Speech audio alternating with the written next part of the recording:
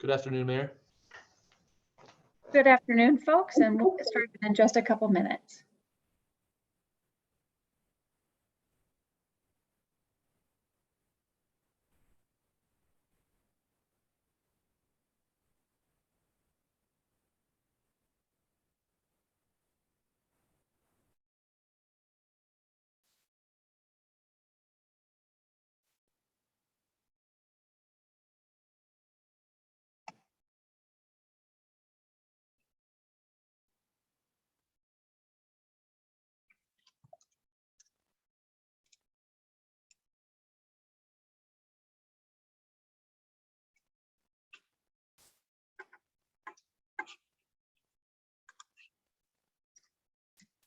It's 4 p.m. I want to thank everybody very much for joining us for this meeting.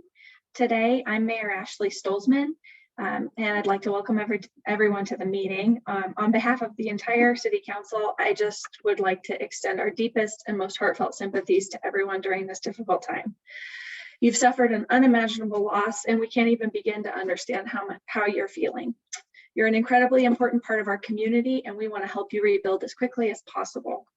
We're still in a state of emergency and we don't have all the answers, but City Council and staff are working diligently to get all the questions together and work toward answering them.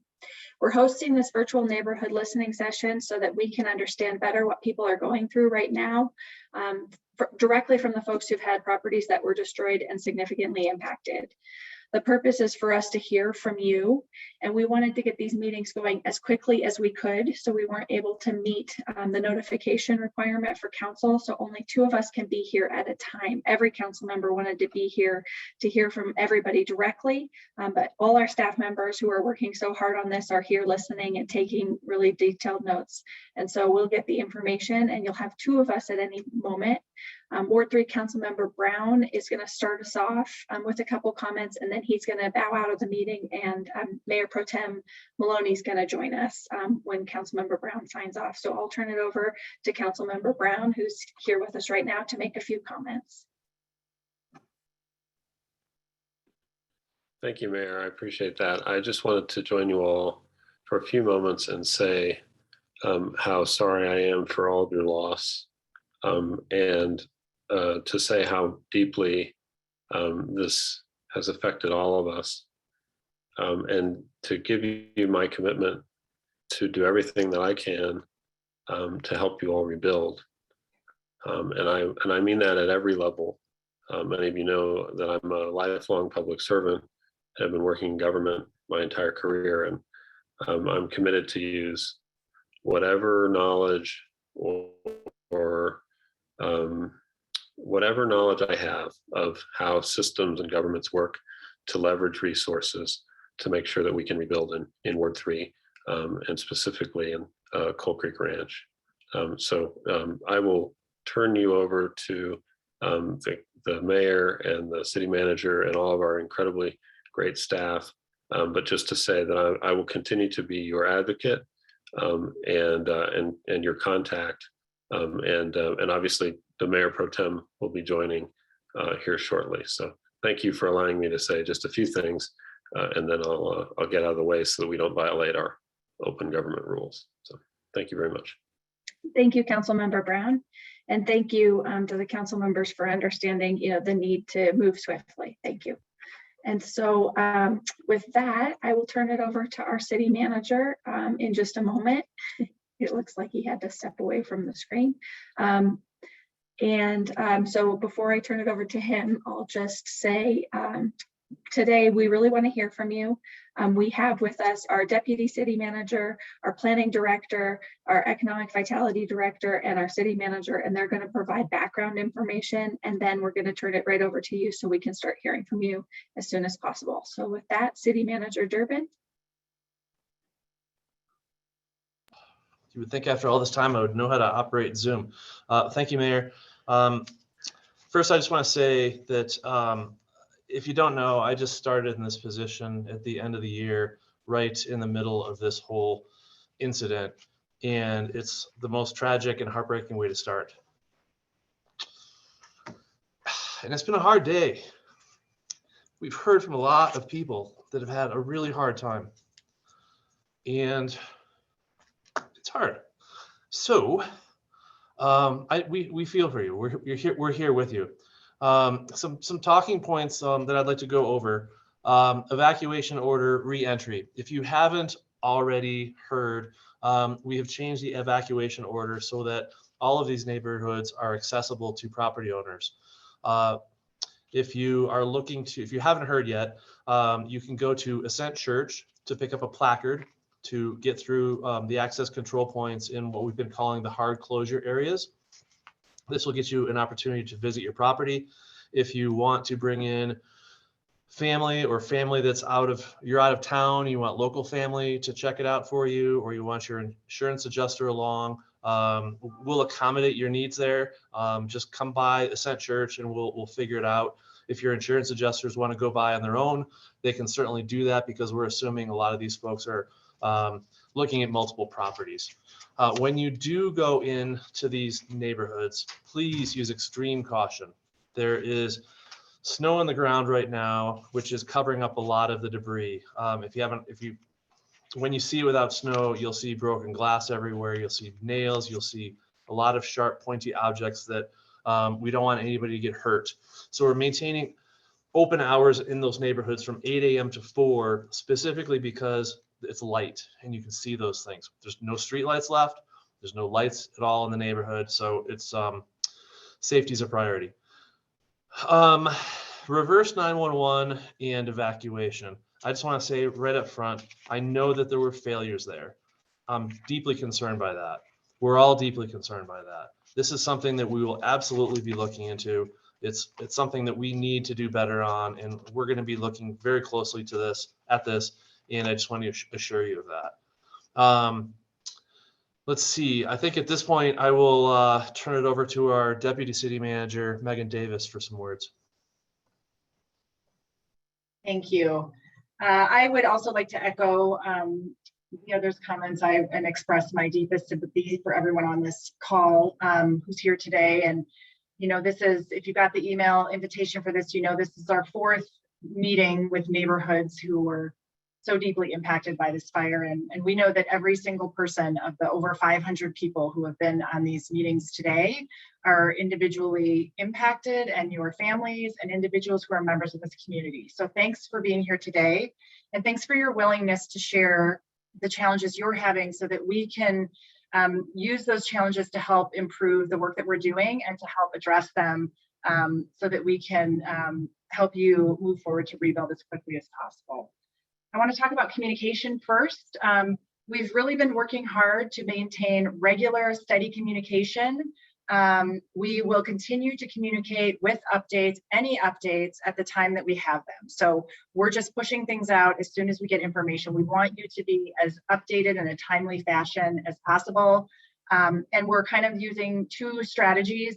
One is we're pushing things out to the community at large. And so a lot of that information you'll get if you're signed up for any of our listservs, which we hope you are. You can go to our website if you aren't to get signed up for those.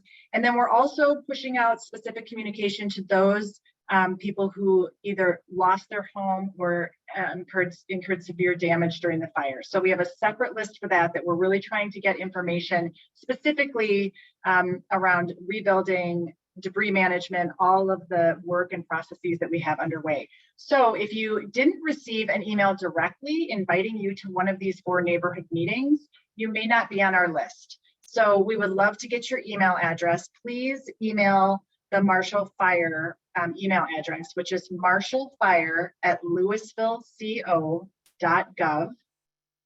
Or you can call the call center, which is 720-824-3100, and share your email address so that we can add you to the list for future communications. The second thing I want to talk about is debris removal. We know this is one of the main issues that's on people's minds right now, and we are in the early stages of really understanding what this process is going to look like and how it's going to go. So we want to share what we know today, and just with the understanding that we don't have all of the answers. The debris removal will be a 3-phase process. We're working with Boulder County and the town of Superior to use a coordinated approach for debris removal. And the reasons we want to use this approach is because of the safety issues, the public health and safety issues, the contamination issues, and the hazards that are related to the debris removal for this major disaster. Phase one of this includes what we're doing right now, which is basically dumpsters to remove spoiled food for those folks who were evacuated and were able to return home. That is the smallest scale, of course, of the debris removal that we're facing. The second phase will be getting underway in the next 2 weeks. And the second phase is the removal of debris from the right-of-ways. This includes large items like cars, trash cans that are damaged or melted, other things in the right-of-way that were damaged or melted or in the fire.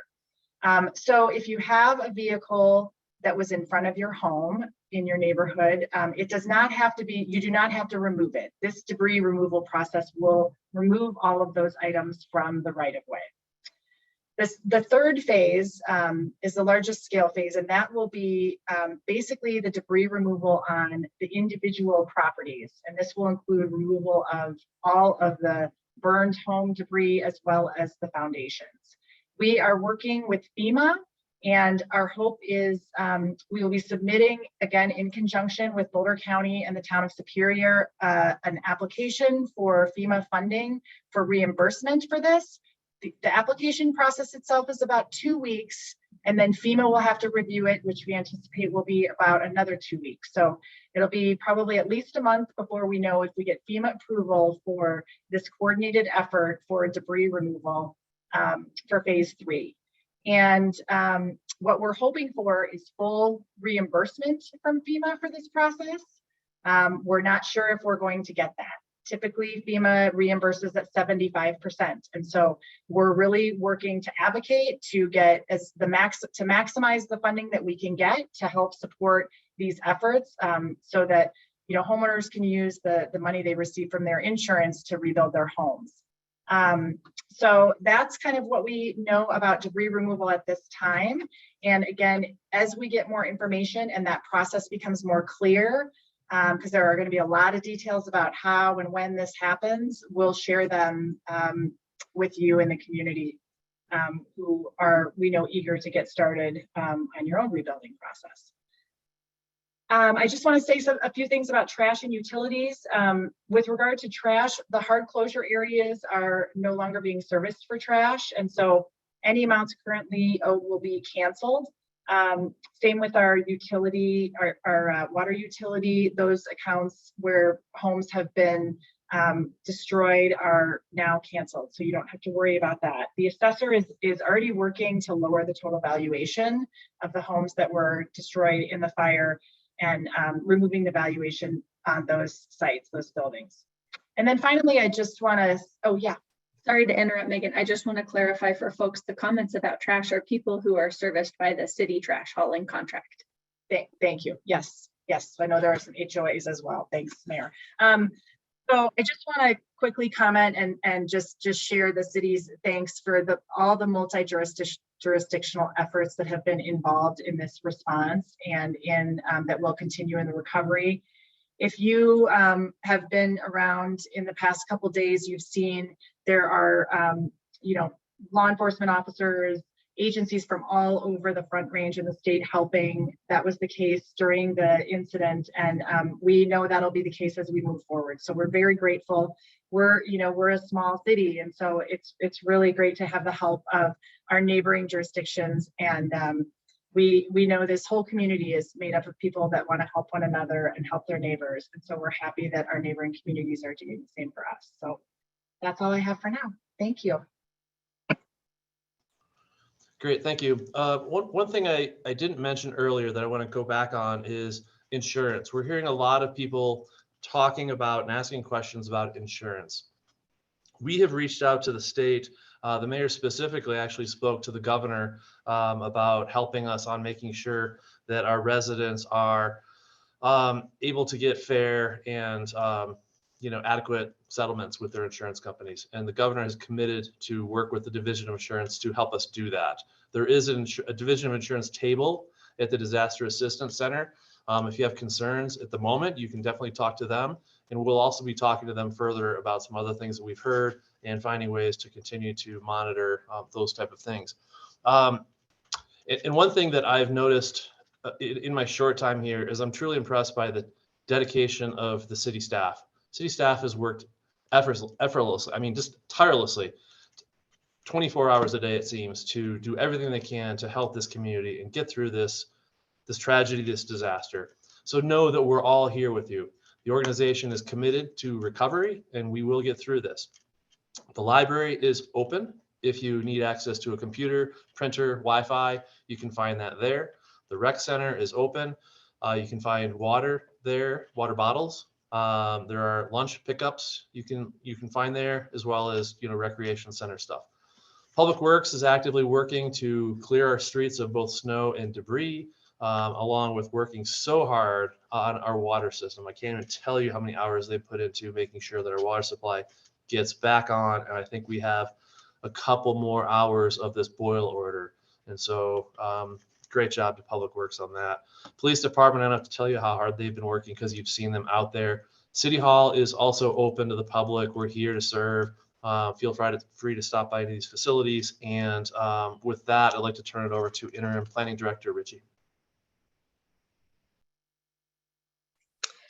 Thank you, City Manager Durbin. Hello, everyone.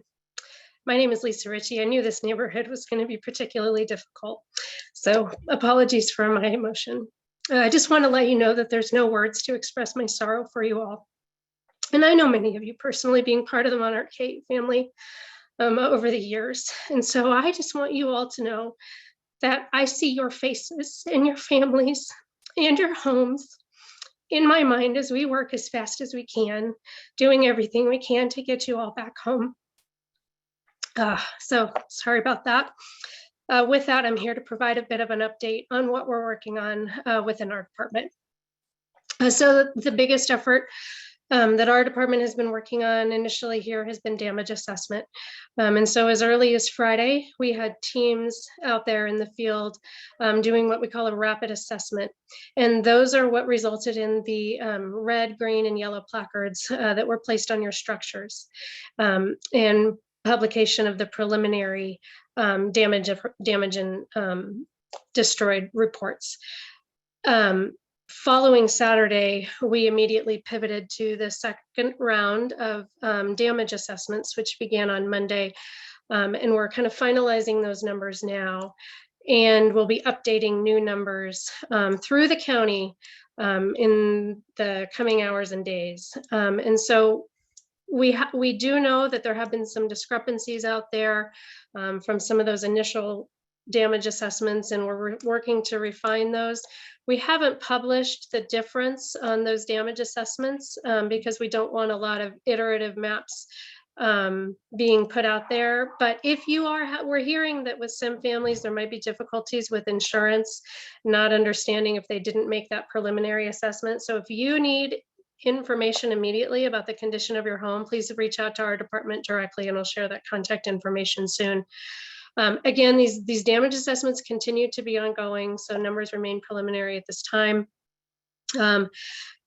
Additionally, as you may know, some of these embers flew a long way, and so we've done our best to identify all the damage. However, we do have a self-report button on our Marshall Fire webpage, a link there where you can self-report damage. If we've missed something on a roof, on the side of your home or something, please let us know that. We need you part of the program. So, or if you have friends and neighbors that aren't here today because of that.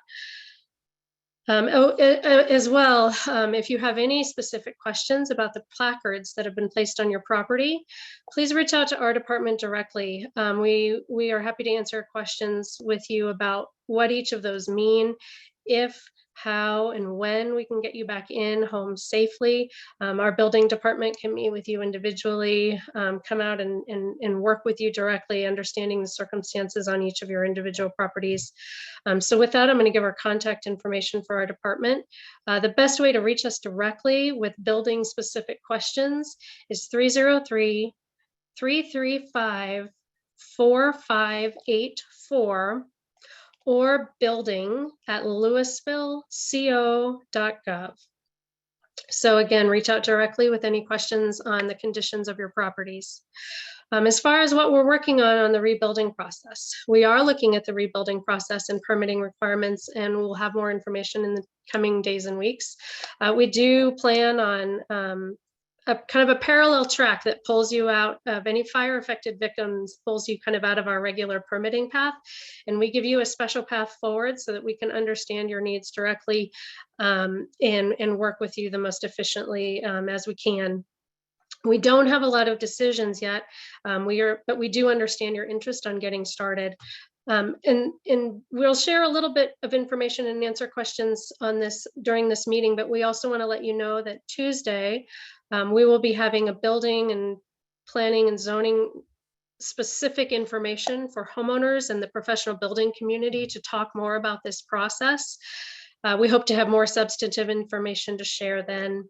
For homeowners that we have your emails, you'll get an email notification directly. For the building professional community, just please keep an eye out on all our communication channels for these meetings coming next week on Tuesday is what we're planning. Also at this time, we are all evaluating our building codes for any building code changes that we need to look at. As well as any policy changes and zoning code things that we can do to kind of help facilitate and encourage everyone to come back home. So that's a high level of what we're doing, and I'm going to turn it back over to City Manager Durbin. Thank you. Thanks for that update. Next, we'll go with our Economic Vitality Director, Megan Pierce. Hi, thank you. Just my thoughts are with all of you. It's an honor to serve you as a community, and it will be as we continue this effort with you together and supporting you how we can. I want to talk a little bit about the Disaster Assistance Center. I realize by now some of you will have already made it over there. That's great. It's at 1755 South Public Road in Lafayette. This is intended to be a one-stop shop for all those that have lost their homes or have had severe fire damage. It is open daily from 9 a.m. to 7 p.m. And part of the one-stop shop, why we express it that way, state, FEMA, all the insurance carriers, Health and Human Services, donations, financial assistance, you can hit all of those aspects in one place. So I think it's an amazing resource to be stood up for you. The other thing is the city has a dedicated table and staff at the Disaster Assistance Center to serve you. We do ask that you stop by while you're there, because part of the process to communicate with you going forward is that we have really good contact, both phone and email for you. And we can also address questions at the table. So if there's not time to get to everything today, that's an additional resource. So we want to be able to associate your contact information, any questions you have with your property, and then that's what we'll be using going forward for some of these more specific communications with homeowners instead of just our broadest channels. If you've already been to the DAC, or if you have questions after, what we'd like you to do is get in touch with our call center. So that can be done at 720-824-3100. or email marshallfire@louisvilleco.gov. So if you missed us when you were there, just give us a call and we'll get your information into the mapping system and database, or any follow-up questions. City Manager, back to you. Excellent. Thanks for that update. Mayor, that's all we have for our brief updates. Thank you very much. And so the purpose of this meeting is really for us to hear from you, what you're going through, what questions you have. And we're sorry that we will not have all the answers to your questions today. It's just really important for us to hear the questions so we can start working on finding answers. And we want to hear about your experiences. So the remaining time is for you. And I just want to let folks know that at previous sessions, news outlets had gotten a hold of the Zoom link and we're able to get in the meeting. So if you feel uncomfortable in this public setting making comments, please do email us. That can be maintained privately, or call that call center number. And with that, we'll take our first person. Oh, I apologize. One more thing. We did that trade-off so that both Ward 3 council members could be able to speak to the community. So I want to give Mayor Pro Tem Maloney an opportunity to say something. He's been your ward representative for a number of years. Mayor Pro Tem Maloney. Thank you, Mayor. I really don't have a lot of comments. We heartfelt concern for our community. I appreciate all the efforts of the staff and certainly the mayor and all the agencies that's been involved, but this is your meeting, and so I'm not going to take up any more time because we want to hear your comments and questions. Thank you, Mayor. Thank you. First, we have Chris F. Hello. Can you hear me all right? Yes, we can. Okay. Hi. I've got a couple of questions, but I'll try to just condense it here as best as I can. We did go over to the DAC and obviously very, very wonderful to see all those people helping and just all the resources that were there. So it's kind of extraordinary to see how kind of, I guess, quickly that got put together. In walking around, and I guess one of my first questions is, we wonder what is the logistics of wanting to go through our property and try to, the sifting and trying to find perhaps some valuables or remnants of valuables that might be buried underneath. Now, I understood, we looked at the email that was sent today, and I know there's something in one of the paragraphs about any property owner choosing to conduct site cleanup work of any structural or ash related debris on their own would be ineligible for the debris removal program. Now, obviously that sounds like, oh, well, you choose, you go on your own. If you get in there and start doing anything, you're on your own. Or is it the fact that at the DAC, we did sign up with, I think there were kind of two entities there, if I'm not mistaken. One was, I believe, some Baptist church organization, and the other one, I don't remember the name, but Sifting Hands or Helping Hands or something. And they both seem to at least offer the potential for assistance and or full on doing it. It wasn't entirely clear to me, and maybe you don't have those answers, but do you know, sort of, look, none of us want to be in there in a hazardous situation. We don't know what we're breathing, and it's sort of a little scary, but at the same time, I don't think there's, and I may be speaking for many people, residents, that the idea of excavators coming in and just ripping everything out of there without the opportunity to find out, oh, look at that little tchotchke is there, or maybe that ring is still there somewhere. What do you all know about that and how we navigate that? City Manager Durbin. Yeah, that's messaging coming from Boulder County.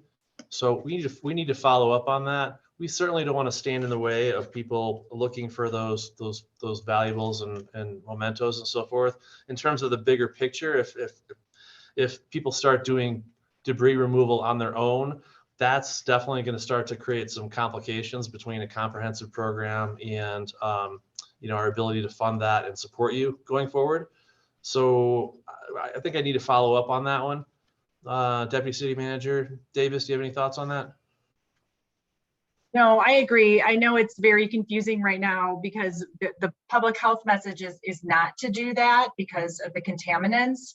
And yet I think we need some clarification around when the right time to do that is and how that can happen and who can facilitate that. So that's something that we'll work on, and we'll try to get some more clear messaging out on that. Thanks for bringing it up. Okay. Can you still hear me? Yes, we can. Can I just run one quick little tag on to that, or one follow-up? Yes. I guess the other quick question is, I'd heard someone say that the National Guard that at least we saw parked in front of the entrance into Coal Creek there, that they may not be there for too much longer. And I guess whatever. I'm just wondering, what do you know about what kind of ongoing sort of protection there might be for our neighborhood? I hate to say or think that there might be people who would be have bad intentions, but is there something that we can know about how long maybe the neighborhood is sort of protected, at least until everything's out of there? City Manager Durbin. Sure thing. Thank you, Mayor. The National Guard, with the standing down of the Type 1 Incident Command Team, the National Guard would start to become the city's expense starting. It was going to be today, but the chief managed to convince them to stay at least through tomorrow. Our expense for having those folks here was something like $7,000 a day. So Chief has been working with getting support from other nearby police jurisdictions to help us continue providing the security and access control that we have in place today. And we expect that to stay in place for We don't have a date yet that we've just defined, but for a while. And then we continue to do patrols through the neighborhood as well. And City Manager Durbin, do you want to add in about any, fencing and containment that we'll be working on going forward? Oh, sure. So we're working on two things. One is our public works folks are looking at establishing erosion control measures around these perimeters to contain the debris and the ash and those sorts of things. We're also working to acquire fencing to surround the perimeter of these. We're trying to figure out how much of a federal, if we can get 75% or 100% of that covered and what the installation costs would be, but that's something we're actively pursuing right now. Thank you. Thank you, Chris. Did you have any other questions? Oh, I do, but I'll let other people speak. I'm sure there'll be probably similar questions, so I know how to reach you also. Thank you very much. I appreciate it. Thank you. Next, we have Michael J. Hello, thank you all for meeting with us today. Our question is also related to debris removal. So Deputy City Manager Davis mentioned about removing of cars and melted trash cans. We are wondering, if our car was in the garage and there's debris around it or on it, will that be removed? Also, things that have kind of fallen into the basement pit and like other. So what's the extent of that debris removal and what can we expect there? Yeah, thanks, Mayor. Phase 2 will be anything that is basically outside of your property, so in the right of way, in the roadway. If there are vehicles and other debris that's on the property site, that would be a part of phase 3. And those would all be incorporated into the debris removal during that phase. And Planner Richie, do you want to add in about the foundations? Sure. So, I think part of the phase 3 debris removal will likely include foundations. So our initial assessments are indicating that generally these foundations will not be structurally sound in order to support reconstruction. So I think that's kind of the general determination on foundations. Those will come out as part of phase 3. However, if you have specific questions on that and you'd like an evaluation or you'd like to talk to our chief building official, please reach out directly to our department and we can coordinate with you individually. Thank you. Michael, did you have a follow-up question? Oh, that answers our questions. Thank you very much. Thank City Manager Durbin. Yeah, I just want to clarify again, so everybody's clear on this. We do not yet have FEMA approval for the phase 3 funding. We're working hard on that. We're advocating for that. We're advocating for a full reimbursement. This is a very expensive program in the tens and tens of millions of dollars. So stay tuned on that approval, but we're working very hard towards that. That's what we're hoping for. And as we have more information, we'll continue to put it out as quickly as we can. So thank you. Next, we have Ben Deal. Hi, Ben. Hello, everybody. Ben Deal here with Christine Deal, 921 St Andrews. My question is about the city's approach to coordinated rebuilding through a single developer, maybe a couple developers, versus individual homeowners, pursuing their own kind of custom development. Kind of what would the city's strategy and guidelines be? And then I guess to what degree does the HOA still factor into kind of decisions around, all the look and feel and all the requirements around what a rebuild might look like for each of our homes? Director Ritchie. Sure. Hi, Ben. I'm glad, not glad you're here today, but thanks for hopping on the call. So we are actively talking about that at the city level, and we want to hear from neighborhoods and individuals about how all you all would like to move forward. And so I think from the city's perspective, at a minimum, we will accommodate any path desired, whether that's an individual homeowner who'd like to move forward individually, whether it's maybe a block by block effort, or if it's an entire neighborhood that would like to move forward together. So from our perspective, at this point in time, we are assuming it could be a combination of all of those. The HOA is going to be certainly a consideration within some neighborhoods, and the city doesn't have any really legal authority to step in and make any changes to HOA regulations and covenants. But we will certainly, not partner, but potentially we're aware that HOAs are out there. And so we want to hear from you all as HOAs on how you all want to be involved and to what degree you want to continue to maintain control over design. And again, we plan to talk a little bit more about all of this on Tuesday next week. And just to add into that, those of you who live in Coal Creek Ranch who are on the call, the HOA has already been in contact, and Mayor Pro Tem Maloney and Councilmember Brown are working with meeting with them and coordinating. So we're going to be in close touch with everybody. Just to follow up, Mayor, in terms of the meetings with the HOA and the city, just from a transparency perspective, are those public meetings? And, I guess, are there ways that we could have access to what's being discussed? So I think, all of that is being determined on how that'll all be worked out. I think right now HOA board members are working with council members individually. So it's just trying basically to set up lines of communication, make sure everybody has each other's contacts, and make sure we get started, because the most important thing is that we communicate with each other so that we know what everybody wants. So I don't know the answer to how the future meetings will go, but right now everything's getting set up. Okay, thank you. Thank you. Next, we have Terry L.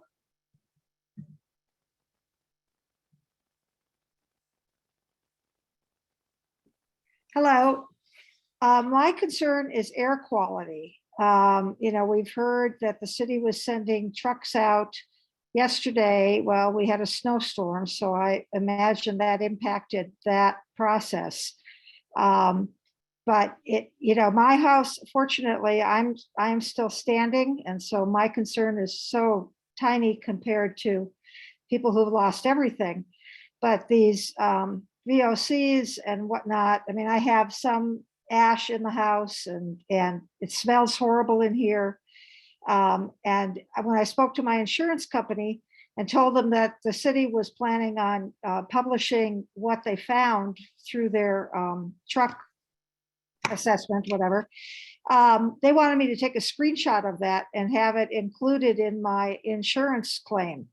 So I want you to be aware of that, because like the other caller said, we're concerned about what we're breathing, and for my pets. And I'm not back in my house yet as a result of it. Thank you for the comments and the feedback. And, we're concerned about ongoing public health and safety, air quality, soil quality, water quality. So we'll post things as they become available and keep everybody posted the best we can. So thanks for raising that, Terry. Mm-hmm. Next, we have Seth. Hi, this is Emma, Seth's daughter. My car was lucky enough to still be standing, but it has a bunch of points that are melting and taken off. So we talked to insurance and they said that they can tow my car out to give it an assessment to see if it can be saved. But we're wondering when we are able to allow like tow trucks to come into the neighborhood to get cars. And it's on the driveway. And it's on my driveway. City Manager Durbin. Yeah, if you haven't stopped by Ascent Church yet to get a placard, well, let me just ask, have you? Yes, we have. Okay, so I would suggest you stop by again and talk to them about this, and they'll be able to facilitate getting that tow truck in there for you. Okay. Yeah. Perfect. Thank you so much. And if you run into any trouble, periodically throughout the meeting, we'll give the Marshall Fire email. It's marshallfire@louisvilleco.gov. But if you run into trouble, that is the email to email with your comments and needs for help. Thank you. Next, we have Len S.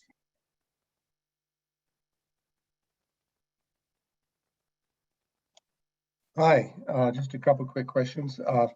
First of all, regarding, you talked about foundation integrity. What about driveway and sidewalk integrity? Is that something that's at play here? And also, we're getting so many emails from every corner, and we're starting to lose track of things. And is there any way to consolidate that? Do you have any ways to simplify that? Because it's blowing up my mind.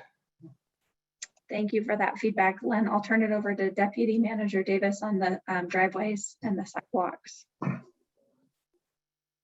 So I'm not sure that I have an answer. I think that will all be part of our assessment. So we're doing our public infrastructure assessment early next week. As Planner Ritchie mentioned, you know, we've completed the residential assessment, but we'll be doing the public infrastructure assessment, and we'll be looking at sidewalks, roads, you know, basically all other infrastructure, water utility infrastructure, wastewater infrastructure that was damaged, parks, open space, all of those areas, to understand what the scope of the damage was. So that will be included there. I don't know, did you ask about, I think you asked about driveways too.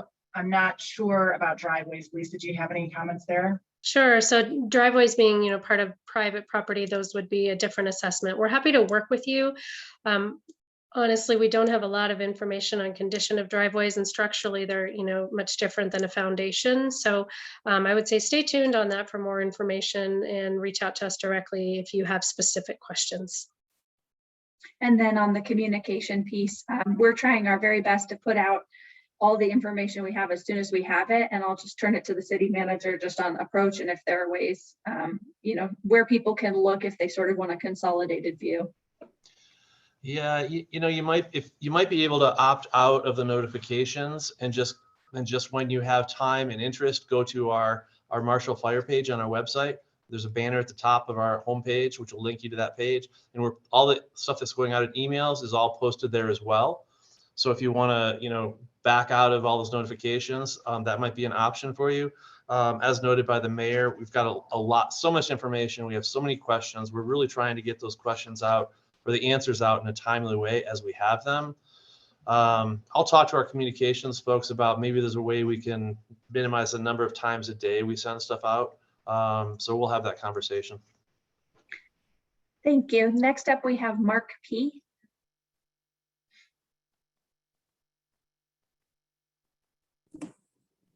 Hi, can you hear me?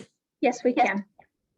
Thank you. I've got a couple of kind of a two-part question that are both really related to kind of the finance situation as well as FEMA. So the first is, I'm curious how the massive underinsurance problem is being addressed, and how the city can support and advocate for us on that front. I've talked with several of my neighbors as well as local architects and builders, and the estimates are that the majority of the community may be as much as 60 to 70+% underinsured, leaving it a very wide gap for us to realistically rebuild and move back into the community and neighborhoods that we love so much. And then the second part of that question is, given the woeful underinsurance position that we're in, if FEMA is covering 75% hypothetically of the debris removal, the other 25% I'm assuming comes out of our insurance. So just putting us in a further uninsured position. So again, curious what the city, county, state, how everybody's collaborating to, and federal, I should say, to bridge that gap. Thank you for the question, City Manager Durbin. Yeah, we're definitely aware of the underinsurance concerns that are out there. One of the reasons we're trying to do this comprehensive debris removal program is, one, to quickly mitigate the public safety and public health concerns as relates to all this debris. And two, if we can be more cost effective with economies of scale, that's a good thing for everyone.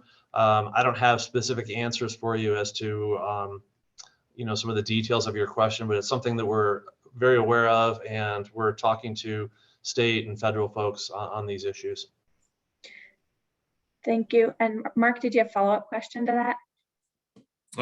I have a lot, but I understand that there's not a lot of answers prior to those questions yet. The only other question I do have is very appreciative of the DAC and everything that's being done there. I was there for 6 hours yesterday and received, similar financial help that everybody else did. My question on that is, my understanding is that the amount that's being distributed thus far through the DAC is a fraction of the funding and donations that have been provided to the city and state for the fires. So I'm curious as to what the distribution to us impacted is in that regard as well. And Mark, can you just clarify, are you talking about like the community foundation distribution that's happening to families? Correct, yep. City Manager Durbin? Yeah, those aren't city funds. So that's the community foundation that's managing that program. I'm not sure what their future plans are. They wanted to get something out quickly to people to give them a start. I understand that they're working on larger programs and dedicating. I don't see them doing anything other than dedicating those funds towards people who need assistance. So I think stay tuned on that, and we can reach out and get some more information from them. Haven't talked to them in what seems like a month, but I think it was the last couple days ago when I talked to them last. Thank you. So we'll get some more information posted. Any other questions, Mark? No, I don't think so. Thank you, appreciate it. Thank you. Next, we have Tim and Vicky L. I think I'm unmuted. Can you hear me? We can. Yep. A couple of things. The first thing is my insurance company wants to get into the site to pull 2 melted vehicles off the property. And I'm sure other insurance people with insurance that they don't want to sort of do the process the claims until they take possessions of the vehicles. So how do we get sort of a coordinated access to get tow trucks in there? Well, it's sort of pre-debris removal that we need to get the vehicles towed out in order to get the claims process going forward on these things. So that's the first question. Do we basically have to coordinate and meet them down there at the entrances in the hard closure areas to get them through the placards to get in and get this stuff? City Manager Durbin? Yeah, if your insurance folks want to get in to check out the property and check out the vehicles, they can pick up a placard at Ascent Church. They just have to show their credentials there. As far as getting equipment in there to remove vehicles that were burned, I think that's a different question than the one about the vehicle that appears to be operational. And that's something that I don't think we know the answer to yet as relates to the comprehensive debris removal program. If we're successful there, they would address those things, but some insurance companies may want to do this on their own. So I don't know that we have that answer just yet. Okay, so if mine wants to do it themselves, they can basically get a placard and get in there and pull the wreckage out of the garage. I don't know the answer to that definitively. Okay. But we'll work on that. Okay. The second one is when they come in to do the debris removal and foundation removals, I assume they're basically going to have to rip up all the infrastructure that's going into it as well. So all the water, sewer, electrical, gas lines are going to be impacted when they come through and do this. Yes. Yeah. The reason I asked that, in the Coal Creek South portion today, they had various utility companies in there marking and digging, trying to get to the electrical and gas lines to shut down service, I'm guessing, to basically try to get services back to the remaining houses that are still standing in the subdivision. And I'm wondering how long that's going to take to go through and get stuff disabled through these subdivisions. City Manager Durbin? Yeah, so on Monday, we'll have our crews and FEMA crews, and I believe state crews out doing a public infrastructure assessment. That goes Monday through at least Tuesday, if not Wednesday. So we'll know more after that. Certainly some of that infrastructure is going to need a lot of work. The water lines that are deeper underground may not. So we just don't know yet. There's definitely asphalt damage. There's definitely going to be, all the street lights in there are all melted. So there's definitely infrastructure impacted. We don't know the extent just yet. Okay, thank you. I guess the final question on the rebuild process of, I know there's discussions to say, can FEMA step in and help towards cover some of the rebuild costs for a lot of this underinsurance stuff, and how much FEMA, I know they're saying we can do low cost loans, but I'm wondering, is there any federal grant money discussions being done to help sort of fund the rebuild process to help address the underinsured situation? So the the FEMA process is pretty well defined and laid out. And so at least I'm lobbying and others in the city are lobbying for new community development block grant funds to be stood up. And so there's nothing to report on yet, but they would need to make a new program to be able to get additional funds for our community. So we need to continue to ask the federal government to bring those funds forward for our community. Okay. Thank you. Thank you. Next is Mark J. Hi, can you hear me? Yes, we can. Okay, about phase 2 debris removal. I have a car which is damaged, but not necessarily, it doesn't look destroyed to me. It's parked on the street. So do I need to be worried that it's going to get cleared away maybe in phase 2? City Manager Durbin. I can't imagine that we would be removing vehicles that look operational. So we haven't gotten there to that phase 2 yet. That we'll factor that in. There's a handful of vehicles out there that surprisingly look like they somehow managed to escape unscathed. So we may be something that we can work with our police department to identify owners and contact them. But we'll have to work on that in the next couple of weeks. Okay, and when was phase 2 removal again? It's within the next 2 weeks. So we will, be sure to ask these questions and send out notices to make sure that, everyone is notified what needs to be cleared from the right of way if there's anything that's salvageable to be cleared prior to that debris removal. I don't know if they'll have a marking system prior to the removal where they'll go in ahead of time, but we will certainly communicate. And the question that came up about the volume of communications, if you're subscribed to the city emails and then also now are getting the specific emails, you may want to think about, we could unsubscribe you from the broader emails if that would help just assure you that you're just getting the focused emails that are for folks who lost their homes. So please, you can send us an email at that marshallfire@louisville.co.gov and we can help you manage those subscriptions if you want to pare down what you might be getting. Okay, I think that's all my questions. Thank you. David and Justine B.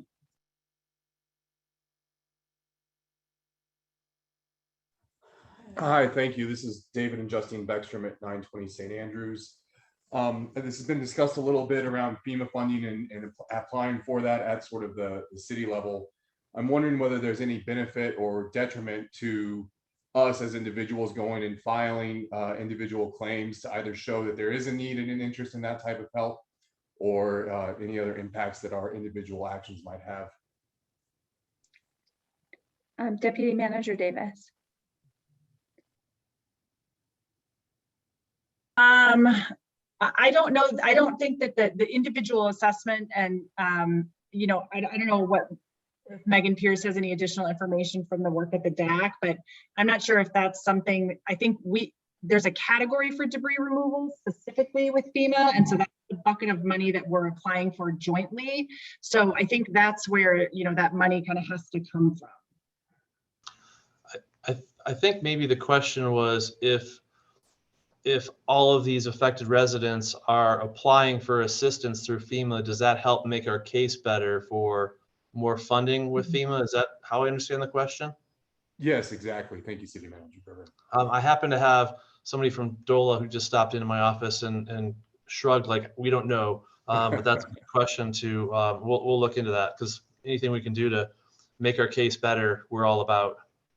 Yeah, my thoughts exactly. Thank you. Next, we have Malene M.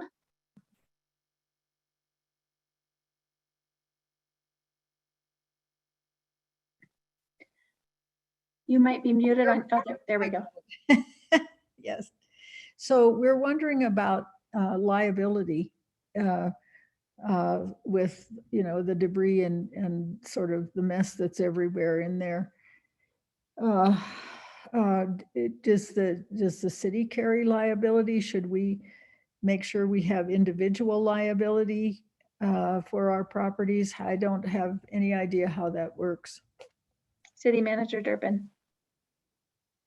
That's a good question. And I really appreciate hearing all these questions. As just a quick tangent, this is really helping us define some of the questions that you're concerned about and some things, some of the more detailed questions that we haven't gotten to yet. So big picture, thank you for all these questions. As far as insurance, I would advise you to talk to your insurance agent.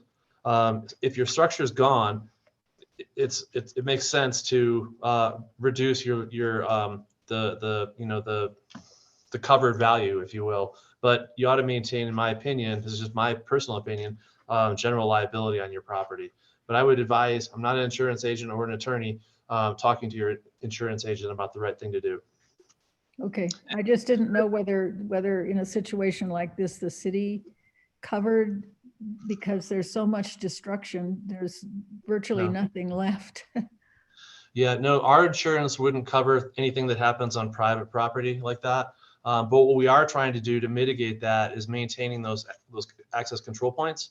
And as I mentioned earlier, looking to see, looking into fencing the perimeter of these areas to help us keep people out of unsafe areas.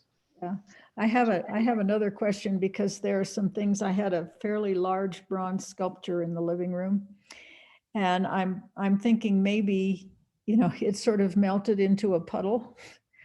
And I would really like to have the bronze back if I can get it, but I'm sort of afraid to even try to recover anything. Is there any agency or organization that you know of that could help in finding these few things?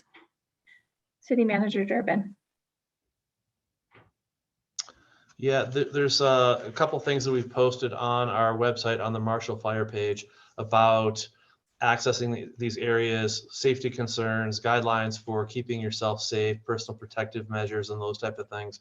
As far as entities that can help you with this, at the DAC, there are a couple entities, the Southern Baptist Congregation, I believe it is. They're one of them, and I can't remember the name of the other entity. You might talk to them for specific help like this, about you're looking for this item and getting in there and looking around. But I would advise extreme caution in doing that at the moment. Right, thank you. And Malene, those folks are over there at the Disaster Assistance Center in Lafayette. So we're going to head there tomorrow. Yeah, we're going there tomorrow. Okay.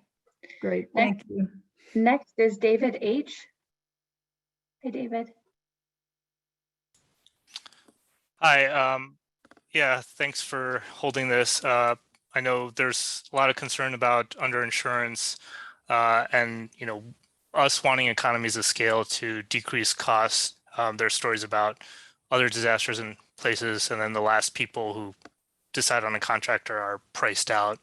I guess I saw the planning department had this Marshall Fire rebuilding process where step 1 is debris removal and demolition.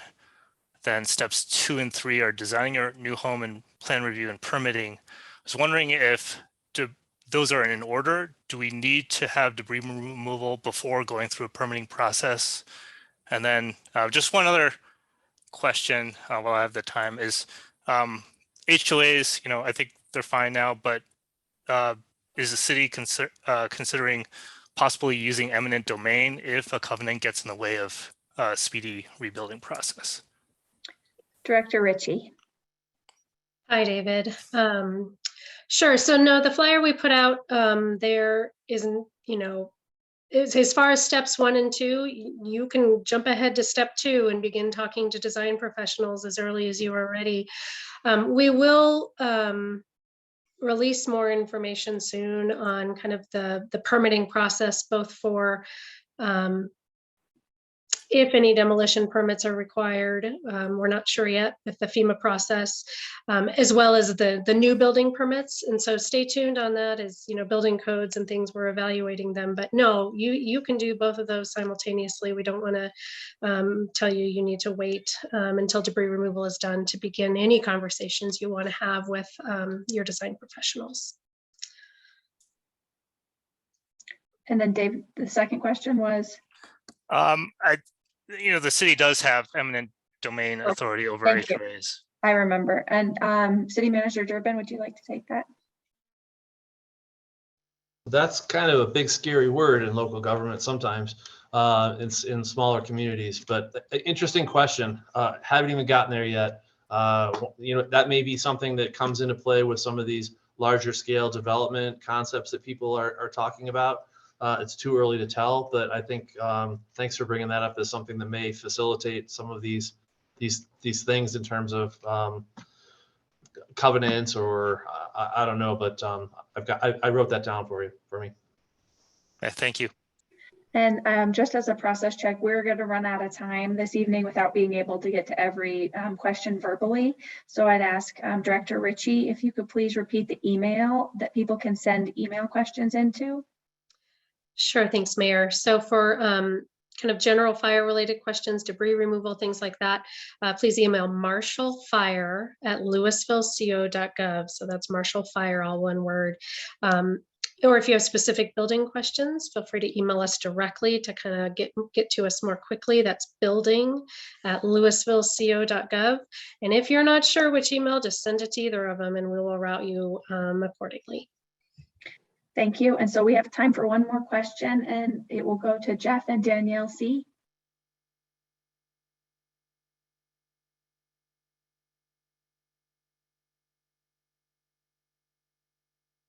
You might be muted on your end. Thank you. Can you hear me? Yes, we can. Hi, thanks for taking our question, Mayor.